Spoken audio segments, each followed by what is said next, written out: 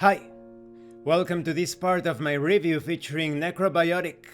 If you haven't seen the other parts of my review, featuring this role-playing game, where casualties are high, births are low, and the dead are being mechanized, please check out the playlist in the description below.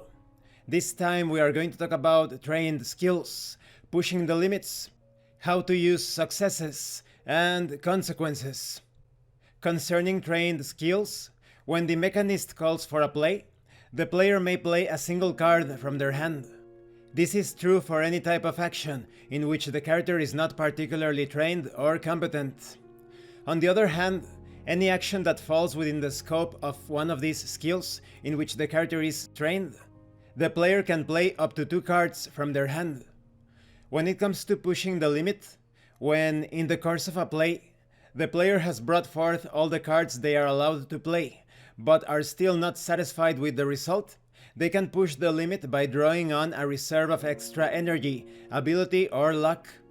To do this, they will have to discard a card from their hand, draw the top card of their deck, and add it to the play. You can only push over the limit when you have at least 1 card in your hand that you can discard. You can't find extra resources where there is none.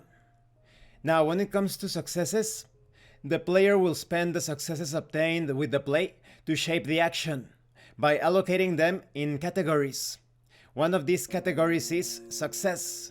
The desired result is achieved at the standard level, with no additional or greater effect. You also have persistence. The result of the action is prolonged over time, or it causes a permanent effect. Another category is accuracy. You get very specific or precise effects proposed by the player and agreed with by the mechanist. Then we have extension. It extends the result beyond its specific target or range of action, always within the limit of common sense and agreement with the mechanist. Remember that the mechanist in this role-playing game is the game master. Then there is annulment. You eliminate a consequence of your action if the mechanist has established and declared that the action will have consequences.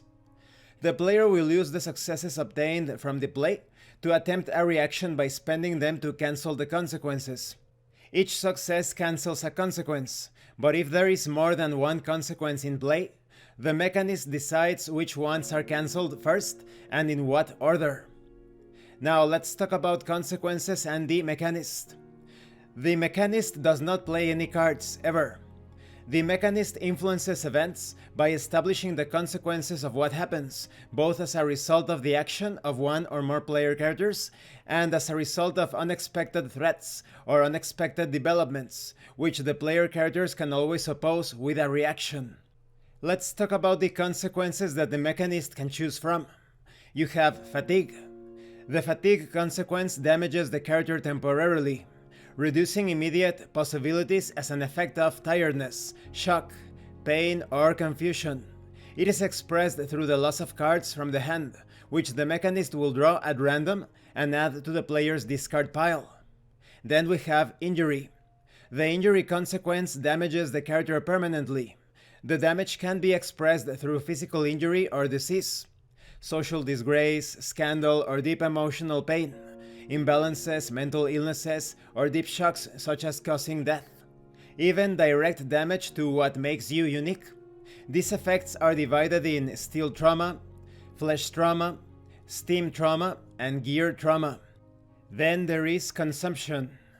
Every consumption consequence suffered by a character subtracts a charge, round of ammunition, or dose of medicine. It can also affect a weapon that uses ammunition or a powered object or vehicle, like a construct or a steam wagon. Then we have loss. The loss consequence eliminates an object from the character's inventory. This can be lost or broken and is no longer immediately usable. Then we have isolation. The isolation consequence separates characters from the rest of the group and places them in front of a series of difficulties in order to reunite them with their companions. Then we have stun. The stun consequence temporarily deprives the character of some abilities. They may be very sleepy, in shock, or limited in movement. Then we have centralize. The centralized consequence places the character at the center of the action, making them the target of all possible imminent consequences. When it comes to actions and reactions related to consequences, the mechanist is the referee who decides and proclaims the consequences that the characters face. However, the way they do it in case of action and reaction has some substantial differences. During an action, the player expresses their character's intentions. The mechanist then informs them of the exact consequences, what and how many they will face before they make the play. At this point, the player has to decide if they want to stop or continue with the same action. If choosing to continue, they must decide how many successes to allocate to the cancellation, also deciding which consequences to eliminate. During a reaction, the mechanist places the characters in front of a threat or an unexpected development that they have to face. In this case, the mechanist will reveal to the players how many consequences they are about to suffer, so that they can decide what to do on the reaction play. However, the mechanist will not reveal the nature of the consequences and will randomly decide in which order the consequences are cancelled, following the successes obtained by the player. And this concludes this part of the review. In the next part, we are going to talk about recovery and unpleasantries. Part of the fun of this role-playing game system is having those worker placement style of moments. You have a menu that you can employ to choose all sorts of effects and consequences. Both the players and the game master are going to be choosing things based on the story, on the context, on the actions and reactions.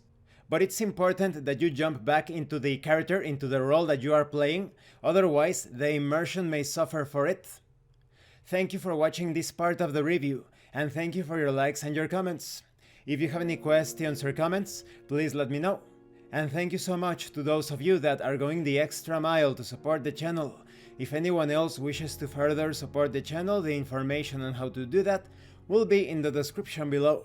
Once again, thank you, and see you later.